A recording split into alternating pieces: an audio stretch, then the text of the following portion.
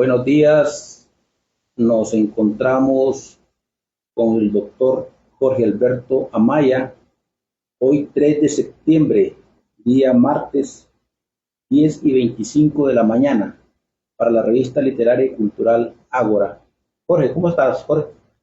Hola Oscar, un saludo a todo el auditorio de la revista Ágora, de este programa cultural interesante, y un abrazo cordial. Estamos muy bien.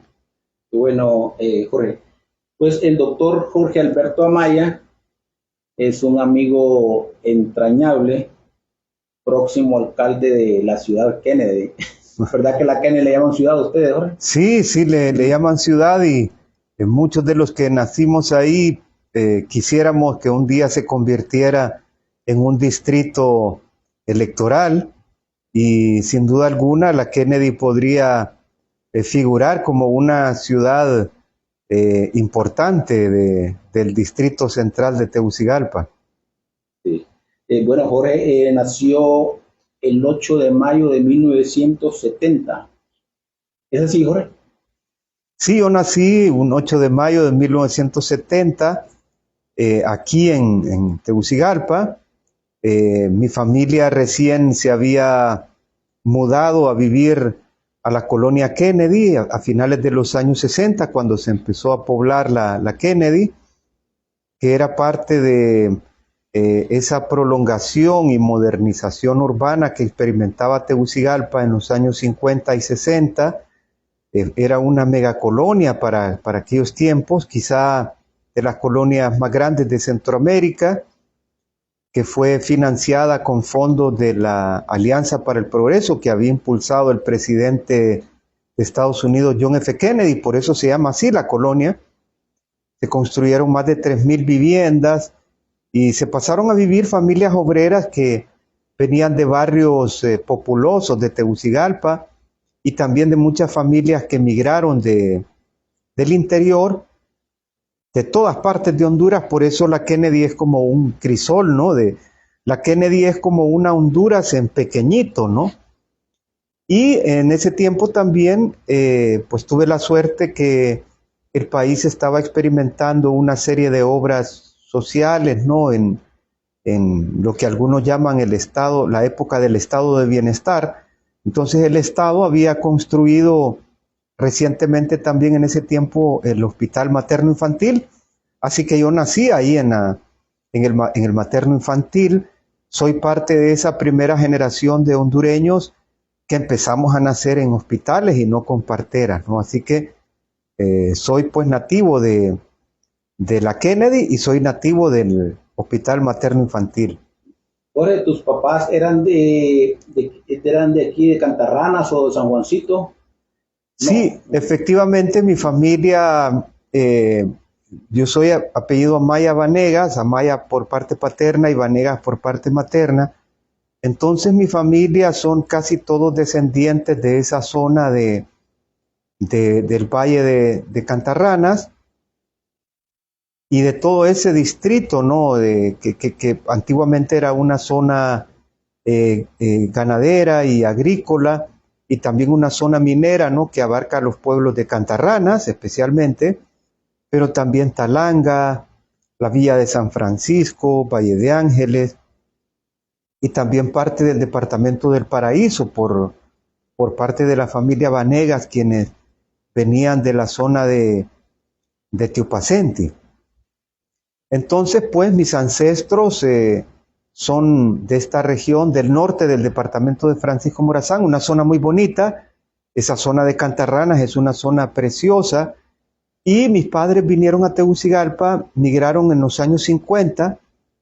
Primero vivieron en la zona del barrio Guanacaste, y después se fueron a vivir a el barrio El Bosque, que era uno de los barrios populares más bonitos de Tegucigalpa, ¿no? Allá arriba por la zona del barrio La Leona. Y ahí pues formaron una familia grande. Nosotros originariamente éramos 10 hermanos, mis padres tuvieron 10 hijos.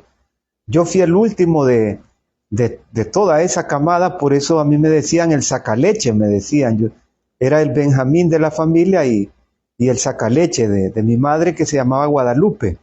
y mi padre se llamaba Raúl Antonio.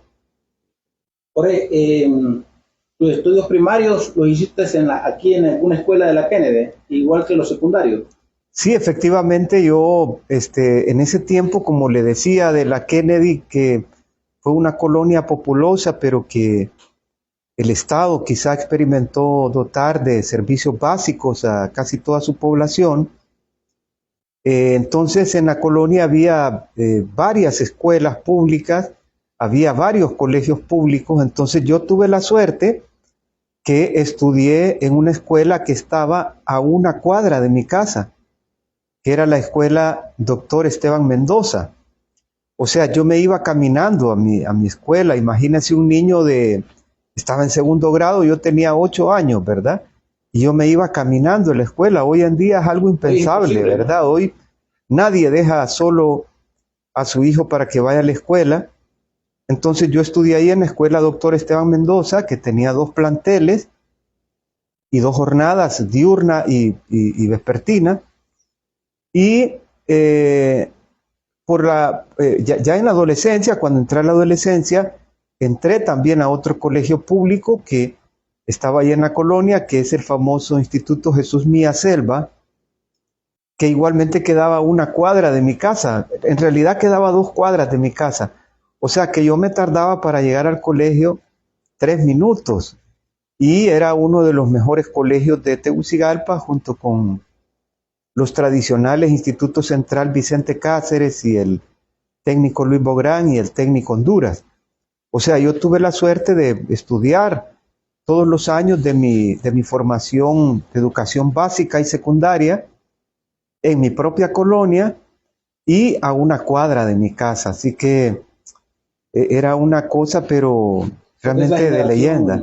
Esa generación dichosa, ¿no? Sí. Pudiste tener ahí la educación casi a media cuadra de tu casa. Sí, casi a media cuadra y una educación de calidad que podía competir perfectamente con los colegios privados a los que asistían los hijos de las élites, ¿no? En aquel entonces eran pues generalmente los institutos de las iglesias, el San Miguel, el San Francisco, el María Auxiliadora. El Instituto Jesús Mía Selva estaba a la altura o era incluso quizás superior a estos planteles porque tenía una planta docente fantástica. Yo recuerdo a muchos de mis profesores de colegio que ellos influyeron decisivamente en mi carrera y siempre les guardo honor.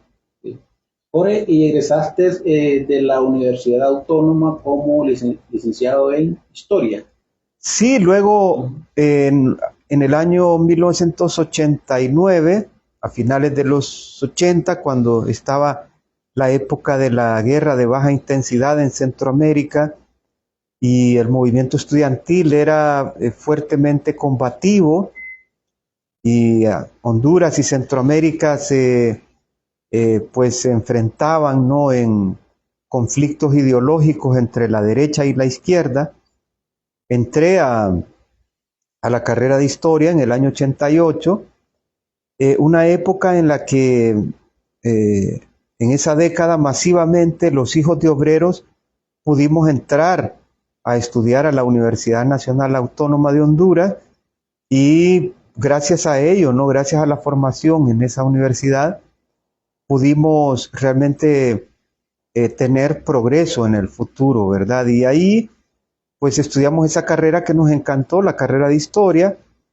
Militamos también. Eso te iba a preguntar, sí. Jorge, que si militaste en algún movimiento estudiantil o fuiste dirigente estudiantil en esa época. Sí, yo militaba en el Frente de Reforma Universitaria, en el FRU, aunque en esos momentos no, ya como la universidad había sido intervenida y había ganado la derecha cuando ascendió a la rectoría el abogado Osvaldo Ramos Soto, que recién falleció,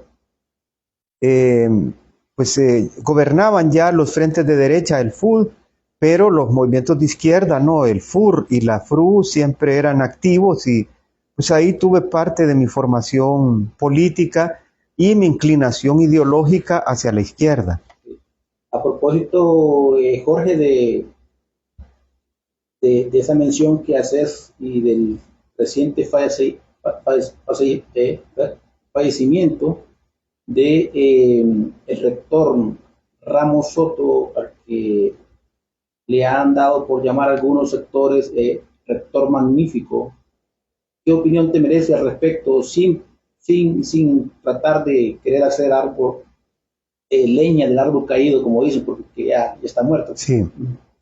Sí, yo creo que él, a pesar de su pues habitual prestigio intelectual que tenía y profesional, fue una persona que atrajo muchos males para la universidad porque permitió que penetraran grupos de contrainteligencia del Estado, porque permitió y nunca protestó la persecución y desaparición de estudiantes universitarios, y sobre todo porque creemos que en comparación a décadas anteriores, la universidad mermó académicamente, ¿verdad? Fue legendario. Yo he estudiado, yo he hecho estudios sobre el prestigio académico que tuvo la universidad, por ejemplo, en la década de los años 70 y 80, donde llegaron y hubo grandes profesionales, ¿verdad? Que podemos mencionar aquí: Ramón Oquelí, Marcos Carías, Mario Argueta y muchos profesores extranjeros, Atanasio Herranz, el profesor Augusto Serrano, luminarias, ¿verdad? Pero luego, tras la llegada de Ramos Soto, la academia decayó notablemente, la corrupción se instauró enormemente en la universidad, que, bueno, no tengo que decirlo yo, pero todos recordamos que la universidad tuvo que ser intervenida porque prácticamente andaba sin rumbo, ¿no? Entonces fue intervenida desde el 2004, ¿verdad? Lastimosamente, y la universidad se convirtió en casi en un acumulado, ¿verdad?, del Partido Nacional en aquel tiempo.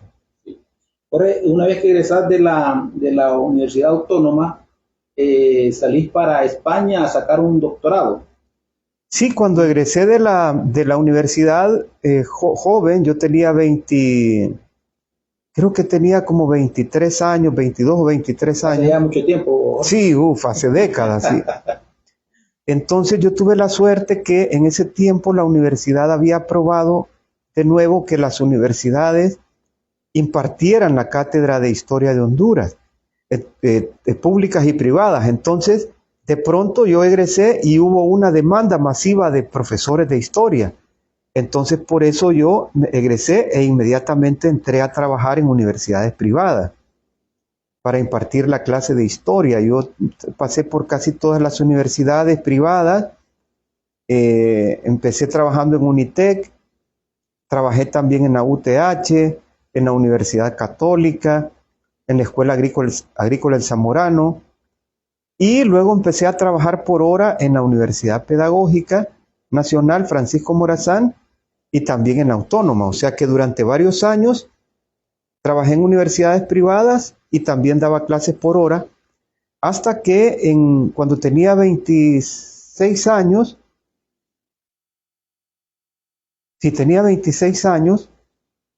concursé para obtener una beca para estudiar un doctorado en España, y afortunadamente la gané y me fui a estudiar el doctorado en el 2006 en 1998 a España. España. ¿El doctorado en ciencias políticas? Sí, yo cursé un doctorado en ciencias políticas y sociología en la Facultad de Políticas de la Universidad Complutense de Madrid, pero era un programa con orientación en estudios iberoamericanos. Era una especie de doctorado o especialización como en historia contemporánea de América Latina, para ser como un especialista de la historia y de las relaciones internacionales de América Latina. Sí. Jorge, para nuestros oyentes, televidentes que se puedan conectar en este momento y los que lo van a ver posteriormente, Jorge es un académico, es un escritor, es un catedrático universitario e investigador. Jorge, actualmente das clases en la Universidad Pedagógica Nacional y también en la Universidad Nacional Autónoma de Honduras. ¿Es así? Sí, efectivamente, en la actualidad, pues me desempeño como profesor de historia en la jornada matutina en la Universidad Pedagógica Nacional Francisco Morazán y en la jornada vespertina en la Universidad Nacional Autónoma de Honduras en la carrera de historia de la universidad. Y bueno, también soy profesor investigador, escribo ensayos y textos de historia. Eh, Hago también labor de gestión de la investigación. También hago como cierta gestión cultural. Me gusta estar conectado con comunidades del interior de la República, ya sea en procesos de, por ejemplo, capacitación o formación docente, en programas de educación informal, o bien estar conectado con las comunidades, gestionando, por ejemplo, eventos culturales o donación de libros o apertura de bibliotecas infantiles. Es decir, que pues distribuyo mi tiempo laboral y no laboral entre la docencia, la investigación, la difusión cultural y la gestión, ¿verdad? Me gusta colaborar mucho con las comunidades. Jorge, con ese perfil académico, esa trayectoria que tienes, Jorge, ¿por qué no has logrado ser decano e incluso rector de una universidad? ¿No has aspirado, no te interesa, no se han dado las condiciones, Jorge? Sí, interesante pregunta.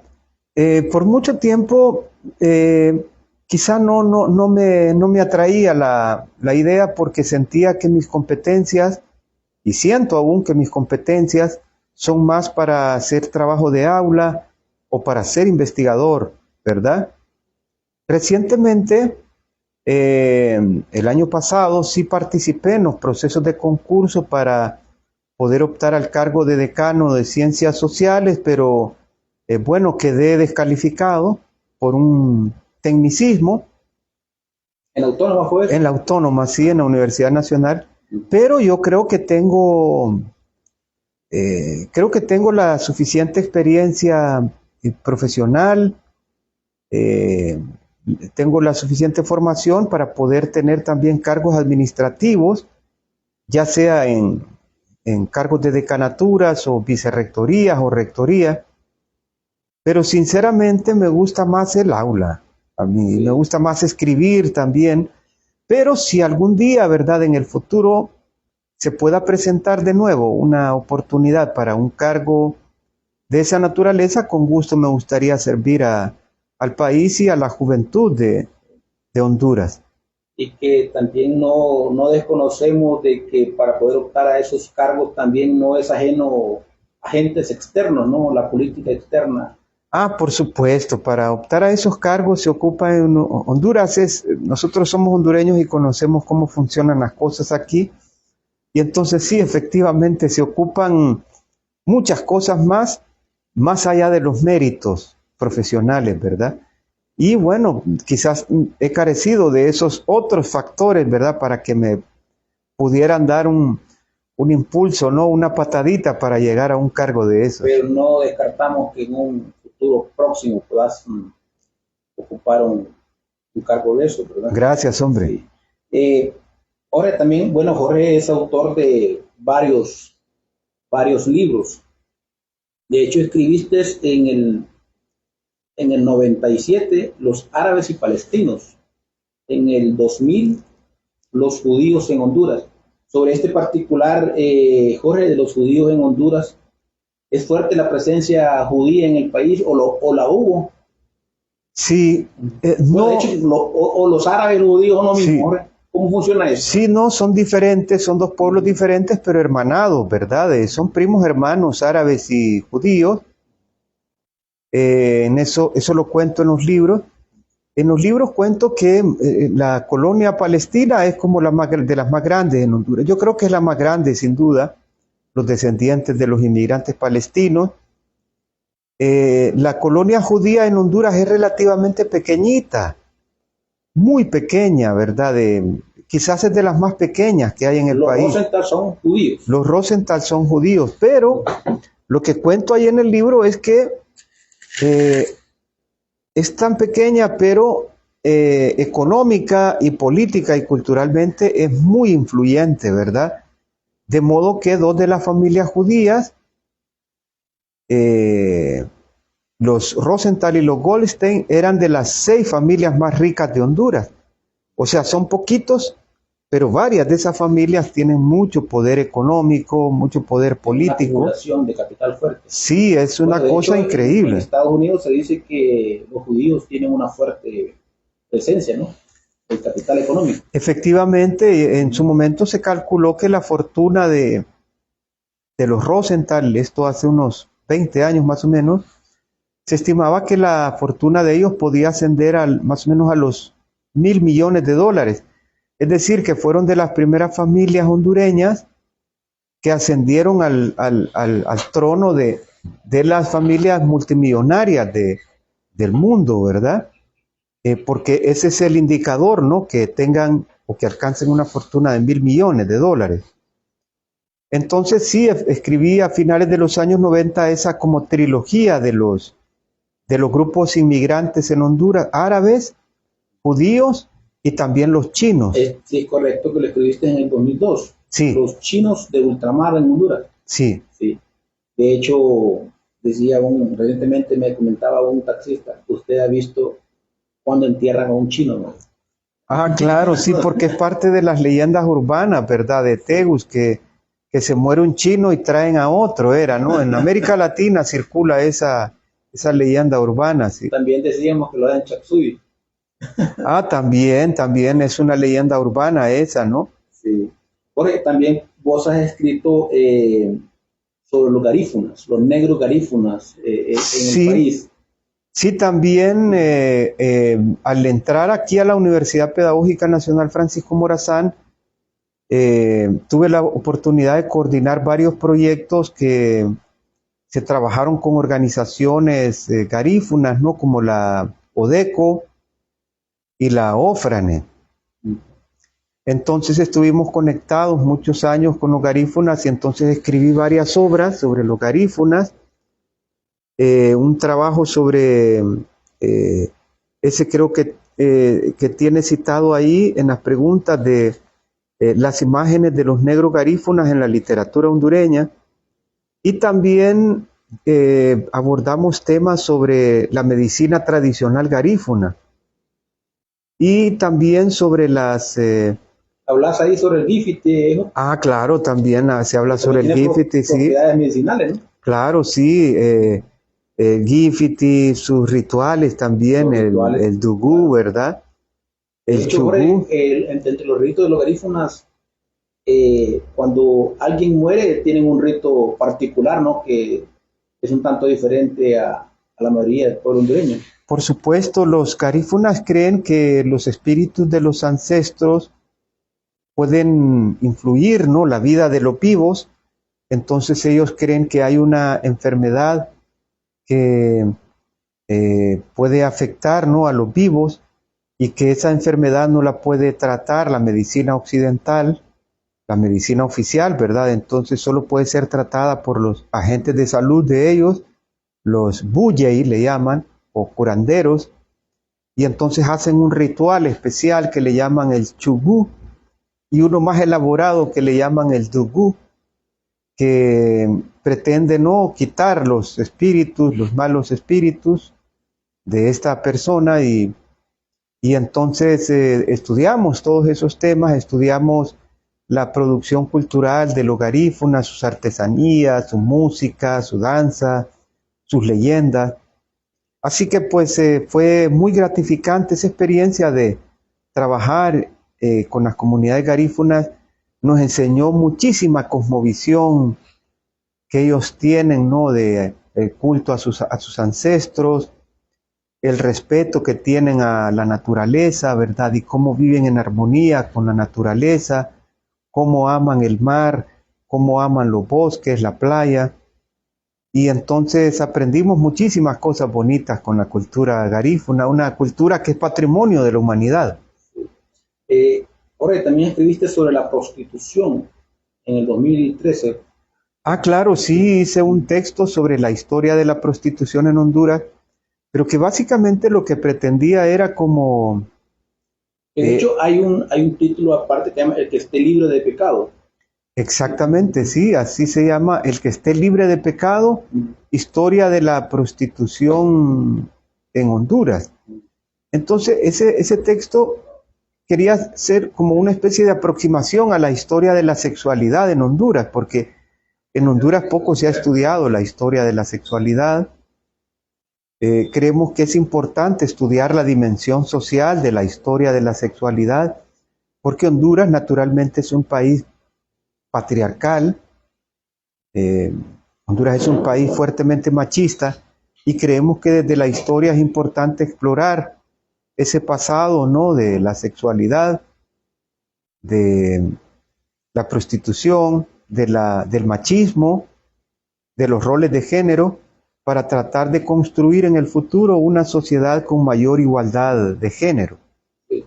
Y recientemente, Jorge, publicaste un libro que se llama Aproximación a la historia de la lectura en Honduras. Esto fue reciente, hace poco, un par de días, ¿no? Sí, esto lo acabamos de presentar en una nueva edición corregida y aumentada. Lo habíamos publicado originalmente en el 2006, pero ahora hicimos una edición de unos capítulos nuevos en el que tratamos de incorporar también la visión de las mujeres como lectoras, de las mujeres como escritoras, de las mujeres como gestoras de bibliotecas, como gestoras de educación pública para niñas, como maestras abnegadas, ¿verdad? Así que agregamos 3 capítulos nuevos en esta nueva edición que intenta aproximarse a cómo ha sido la cultura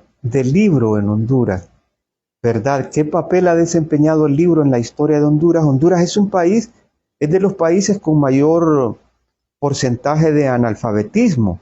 Tenemos muchos analfabetos todavía.